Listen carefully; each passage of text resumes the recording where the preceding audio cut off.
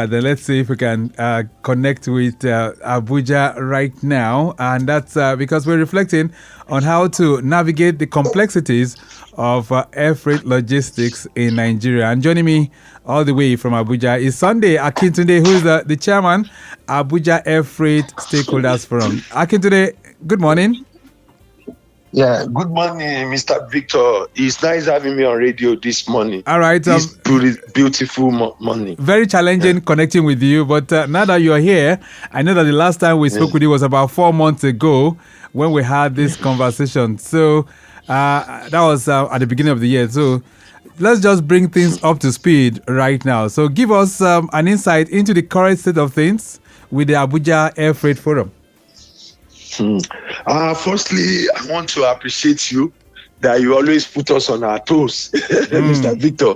Right. You always try to make an inquiry to know what is going on in Abuja air freight business. I want to tell you that things are improving now compared to what we have in the past. And we are doing well in air freight business, most especially the export. Currently, the kola nut business is trending in Abuja. So we are doing well in that regard. And so also the food items too. We are doing well in the area of food items to other parts of the world. So there is improvement. There is tremendous improvement in our business. There is need for more, which is very, very good. Yes, because I know that last year you guys were lamenting about the situation of things. You were talking about the forex exchange, how it was affecting business, but now things have changed. So the big question is, what happened, or what brought about the change? Yes. What happened is that we just need to adjust to the, fluctuating forex. You understand? So we up. Hello. Okay, so a little bit of a challenge there with the network, but Akintunde, can you hear me? Yeah, I can hear you now. It's network problem. Okay, so what? Yes, go ahead. What we did was that for us to just slightly adjust our price. You understand what I'm trying to say? So we slightly adjust our price. We try to educate our clients about it, that we have a issue of $1. So, and we're able to source for dollar at the open market. So with this, we're able to, export all those products, and we are making a profit from it. We have even increased the volume of what we are exporting before in terms of kola nut. So it has increased compared to what we are doing before. So, and when you talk about, so what's your membership strength? What does it look like at the moment? Yes, the membership strength has not changed. We are close to 1,000 as we speak now. But we always have in and out. We have other government agencies that are members. Some of them will go on posting and they will still bring them back. They will bring some to replace them. So this is what we have. We only have the people that are posting out, and they are posting them back. As they are posting them back, they are joining us. And some are going on retirement. As they are going on retirement, they are recruiting. We are recruiting some members to join us. So we have a good quality members with good figures in Abuja. So air freight and logistics, how would you describe it really? Is it a very good business? Yes, air freights. Yes, so I was just trying to find out from you. I don't know if I can. It's a supply management.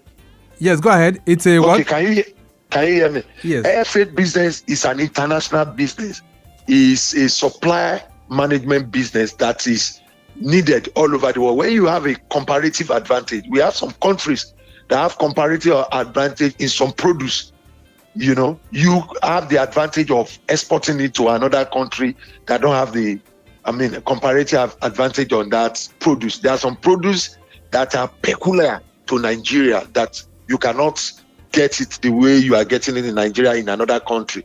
So air freight business is international business. It's a business that attached to GDP of every country because you earn in forex.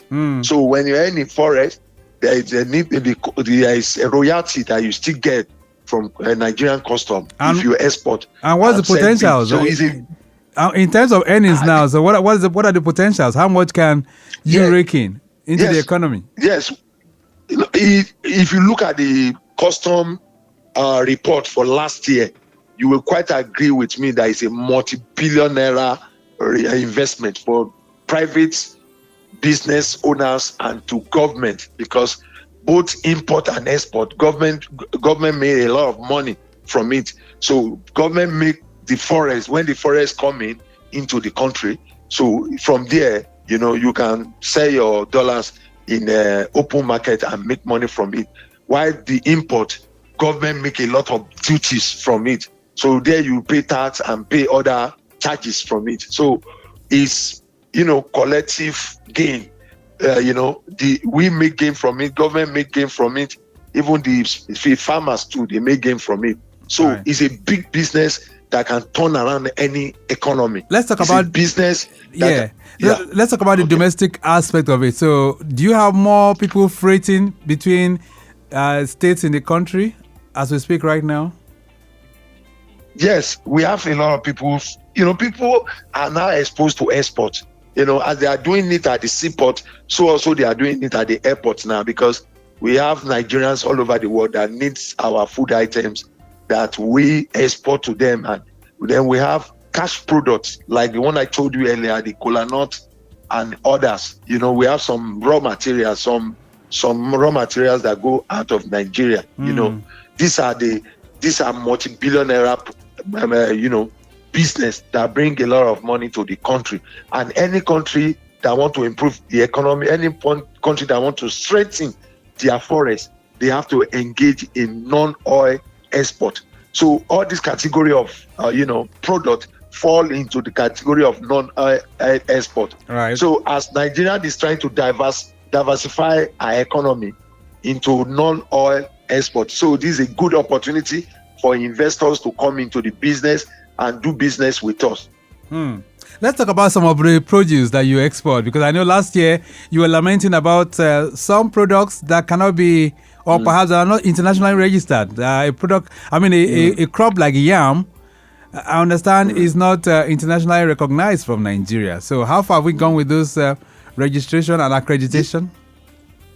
Yes, the government are working seamlessly on this product. So we are waiting to do a seminar that is going to be organized by Nigerian Shippers Council. We are still in touch with the director in charge on it. So we are going to bring everybody together on this issue. So the seminar is going to be held before the end of this year. So we are still in touch with them so that we will find a lasting solution to this issue. But apart from that, on a domestic level, we still export yam to other parts of the world. But when it's become when we want to export it in large quantities, that is the area where we are having challenge. So, but now yam still go. Are we still having people going in large? Are we still having people smuggling the yams into neighboring countries? Of course, that one still exists, because you cannot stop people to trade within the West African axis. The AFTA agreement. So you cannot stop people. They are still exporting yam to other African countries. From there, those yam will find themselves in Europe, America, Canada, UK. You understand what I'm trying to say? Right. So you cannot, because there is a trade facilitator agreement within the ECOWAS region. You understand what I'm trying to say? All right, then. Yes. Lagos Traffic Radio 96.1 FM. We just X-raying and mirroring the activities of the Abuja Airfreight. That's the Airfreight business, and joining us on the program is the chairman of the Abuja Airfreight Stakeholders Forum. I'm talking about Sunday Akintunde. A message here says, Mr. Sunday, why do you think airfreight in Nigeria hasn't hit its full potentials yet? Tijani is sending that one in from Ikorodu. Yes, the reason why that we have not exploit the full potential of airspace. Number one is operating costs. If you look at the way we run our business at the various airports across Nigeria, you quite agree with me that, the operating cost, when you rent your office the charges, the port charges, the handling charges, and you have to change your money to dollar to do an international business. This is quite huge. That's number one challenges that we have. Number two is the economic challenges that that affect businesses all over Nigeria. So, to do business in Nigeria, you will need a huge sum of money to do business. It's another one that is happening. Then the regulatory aspect of it. So because air freight is highly regulated, you understand? So you have to follow the standard operating procedure before you can export any product. If you make a mistake, a little mistake can, damage all your product, and you are going to lose a lot of money. You understand? When you get to the, country of destination, they are still going to subject your product into various tests. You understand? If your product failed the test, they are going to destroy it. So you have lost money in buying the product, you've lost money in freighting it, you've lost money in carry out all the certification. Right. So to get certification is another challenge through government agencies. All right. Because they will subject your product through a lot of tests. All right, there's another message here that's coming in here. This one says, good morning, Mr. Victor and Mr. Sunday. Why does it still take so long to clear air cargo in Nigeria? Where exactly does the process break down? You didn't put your name, but thank you so much. So, is that still the case in most of the airports? I know that when people travel, making use of our airports, sometimes it takes so long. Why? Yes. Because a lot of bureaucracy, we still have the bureaucratic bottleneck in clearing products in Nigeria. We have many agencies. I can start counting all the agencies now. And you have to, what those agencies will do? Examination. You understand what I'm trying to? Secondly, we have documentation issue. Some product will arrive in Nigeria without proper documentation. So you will need to, still contact the country of origin for. Then another one is custom processing. Custom processing takes a lot of time. And the timeline is between morning to 5 p.m. The warehouse is locked. But in the past, there was a time, during Jonathan, where we practiced 24 hours clearing system. Right. We test run it for some months and they stopped because that's part of the ease of doing business. Manpower. Yes. Yes. And the ease of doing business, is another. They need to come to our rescue. Okay. Because the bureaucracy is there. You have to pass through. You have to take your document from one agency to the other.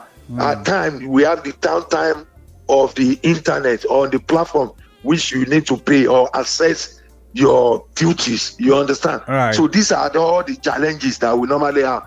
And again, at times when importers brought their goods to Nigeria, where by the time they got to know the amount of duty they are going to pay, so they will be running around looking for money and every other. Before you know it, time has already far spent, on that product. All so right. these are all the challenges that we're having. All right. So many questions. Operational challenges.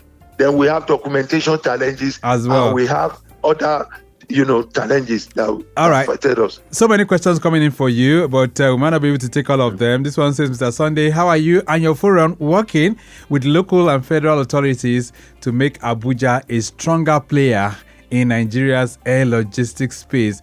Well, that's part of the things that you've been talking about. This one says, how can young entrepreneurs tap into opportunities in this space as well? Josiah sending that one in. But let's begin to wrap this up because time not really our friend. So what's the future looking like for air freight business in Abuja? And what are your projections for this year? Yes, when you look at the future is bright for air freight business in Nigeria, because Nigerians now, they have the awareness, they have the orientation that there is big, huge money in export business as it's been obtainable all over the world. When you look. Hello? Okay, you're saying when you look at what now? Can you hear me? We see people coming up. Okay, we lost you a bit there. You said when you look at. Yes.